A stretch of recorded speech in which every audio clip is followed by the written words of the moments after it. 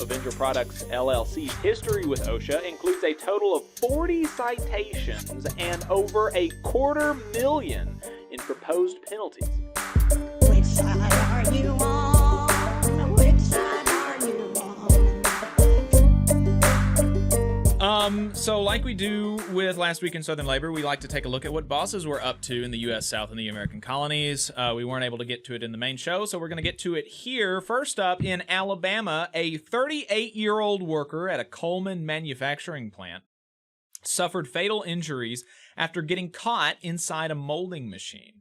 A fatality the employer could have prevented by following established safety rules, the U.S. Department of Labor found after a workplace safety investigation.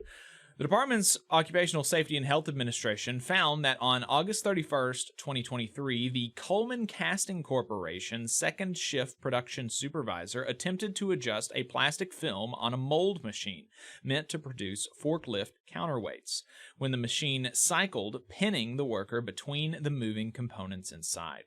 OSHA investigators determined that the employer repeatedly exposed workers to safety hazards by failing to de-energize and lock out the automated molding machine while workers were performing maintenance and cleaning. Investigators found the company exposed workers to caught-in hazards by failing to do the following: develop and utilize written lockout-tagout procedures, conduct periodic inspections of lockout-tagout procedures, ensure that employees are trained on lockout-tagout procedures, ensure that employees are placing locks when conducting lockout-tagout procedures, and ensuring machine guarding was in place for employees working in the pit. OSHA cited the employer with 6 serious violations and proposed $95,000 in penalties.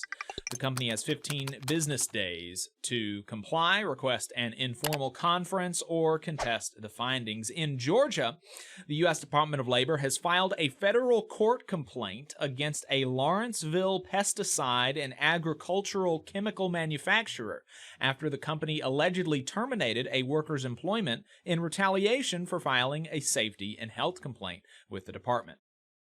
Filed in the U.S. District Court for the Northern District of Georgia, the complaint proposes Avenger Products, LLC, and its parent company, Kittredge Corporation, pay the former customer service manager back pay, compensatory and punitive damages to address lost wages and other financial losses and emotional distress related to their termination, and forbids the company from future retaliation permanently. OSHA alleges that Avenger Products violated the Occupational Safety and Health Act by ending the workers' employment because they exercised their rights protected under the Act. A whistleblower investigation by the department's Occupational Safety and Health Administration found that the employer terminated the employee after they made complaints about safety hazards associated with chemical exposures in the workplace.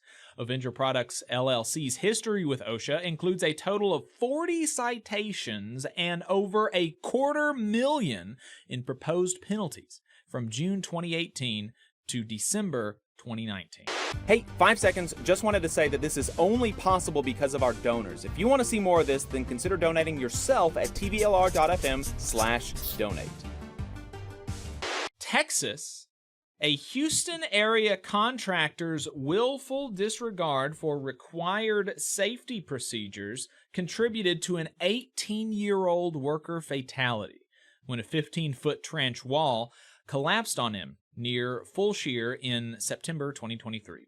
A federal investigation found investigators with the U.S. Department of Labor's Occupational Safety and Health Administration determined that Hurtado Construction Corporation allowed the teenager to work in the excavation without a proper protective system in place to prevent its collapse. The young worker suffered fatal injuries when the trench wall caved in, and tons of dirt pinned him against a reinforced concrete box.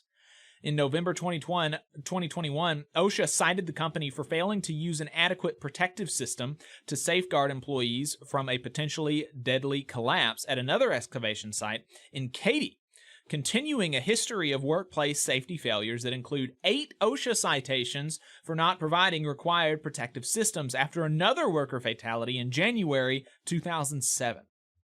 OSHA issued the company 1 willful citation for allowing workers to work in a trench without adequate protections.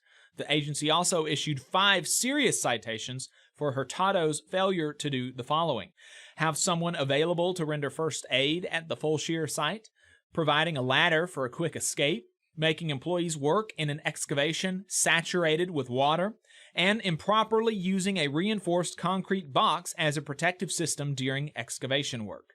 Hurtado Construction Company faces $250,000 in proposed penalties for its violations. Headquartered in Richmond, Hurtado Construction provides water, sewer, and storm water line installations and repair. Workplace deaths related to excavation and trenching operations have risen significantly from 15 worker fatalities in 2021 to 40 worker fatalities in 2022. That's a near 3-fold increase. Several dishonorable mentions this week. In 2022, OSHA cited Dean Sausage in Atala, Alabama, $37,000 for 14 violations around amputation hazards.